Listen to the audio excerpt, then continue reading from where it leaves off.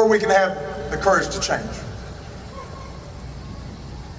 The March on Washington teaches us that we are not trapped by the mistakes of history, that we are masters of our fate. But it also teaches us that the promise of this nation will only be kept when we work together. We'll have to reignite the embers of empathy and fellow feeling, the coalition of conscience that found expression in this place 50 years ago. And I believe that spirit is there, that truth force inside each of us. I see it when a white mother recognizes her own daughter in the face of a poor black child. I see it when the black youth thinks of his own grandfather in the dignified steps of an elderly white man. It's there when the native born recognizing that striving spirit of the new emperor. When the interracial couple connects the pain of a gay couple who are discriminated against and understands it as their own. That's where courage comes from. When we turn not from each other or on each other, but towards one another, and we find that we do not walk alone. That's where courage comes from. And with that courage, we can stand together for good jobs and just wages. With that courage, we can stand together for the right to health care in the richest nation on earth for every person. With that courage, we can stand together for the right of every child from the corners of Anacostia to the hills of Appalachia to get an education that stirs the mind and captures the spirit and prepares them for the world that awaits them.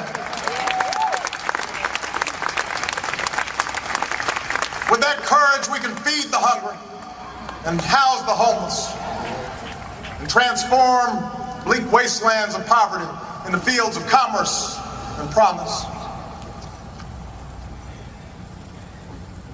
America, I know the road will be long, but I know we can get there. Come listen to this man speak. When I sat with Mr. Belafonte, he asked my daughter, "How old are you?" And my daughter said 19, and I said, "Mr. Belafonte, what were you doing in 19? He said, "I was coming home from World War II. And when I got back to America, I wasn't allowed to vote.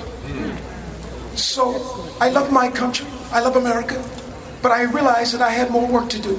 So myself, Al, Jesse, and Martin, we marched." And I said, "Wait a minute, man. You sound like you naming a boy band group. What do you mean? Who are these guys' names?" And he looked at my daughter and he said, "Martin Luther King. Have you heard of him?" And we sat there and we cried. What we need to do now is the young folks pick it up now so that when we're 87 years old, talking to the other young folks, we could say it was me, Will Smith, Jay-Z, Kanye, Alicia Keys, Kerry Washington. The list goes on and on. Don't make me start preaching up here. Last but not least, I have to recognize Mr. Berry Gordy. And not only that, not only did Harry Belafonte bail Martin Luther King out of jail so that he could march, he also paid for all of Coretta Scott King's bills as long as she was on this planet. Young folks, let's have some respect to our elders. That's the first thing. Last thing is this, and I'm out. I know they're telling me to get out of here. We have to salute Mr. Berry Gordy, because Mr. Berry Gordy put Dr. King's speech on an album and put it out on Motown Records, and then after he did that, he turned around and gave those reels and those tapes back to the King family. Thank you so much. Do not forget 50 years. I'm out. The fight had just begun. And we can never accept status quo until the word progress is taken out of our vocabulary. And so I thank you for being here and to encourage you, young and old, men and women, to understand that progress can only be measured how far we have to go. Of unearned suffering. And then he dreamed of an America where all citizens would sit together at the table of brotherhood, where little white boys and girls and little black boys and girls would hold hands across the color line, where his own children would be judged not by the color of their skin, but by the content of their character. This march and that speech changed America.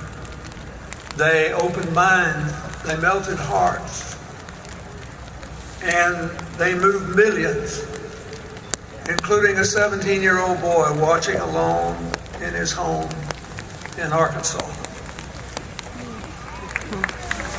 It was an empowering moment, but also an empowered moment. As the great chronicler of those years, Taylor Branch, wrote, the movement here gained the force to open, quote, the stubborn gates of freedom, and outflowed the Civil Rights Act, the Voting Rights Act, immigration reform, Medicare, Medicaid, open housing. It is well to remember that the leaders and the foot soldiers here were both idealists and tough realists. They had to be. It was a violent time. Just 3 months later, we lost President Kennedy. And we thank God that President Johnson came in and fought for all those issues I just mentioned. Just 5 years later, we lost Senator Kennedy. And in between there was the carnage of the fight for jobs, freedom, and equality. Just 18 days after this march, 4 little children were killed in the Birmingham church bombing. Then there were the Ku Klux Klan murders, the Mississippi lynching, and a dozen others. Until in 1968, Dr. King himself was martyred, still marching for jobs and freedom. What a debt we owe to those people who came here 50 years ago.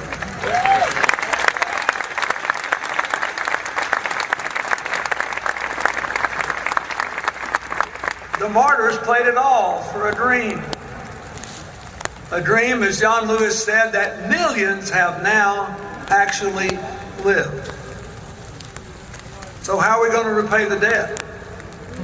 Dr. King's dream of interdependence, his prescription of wholehearted cooperation across racial lines, they ring as true today as they did 50 years ago.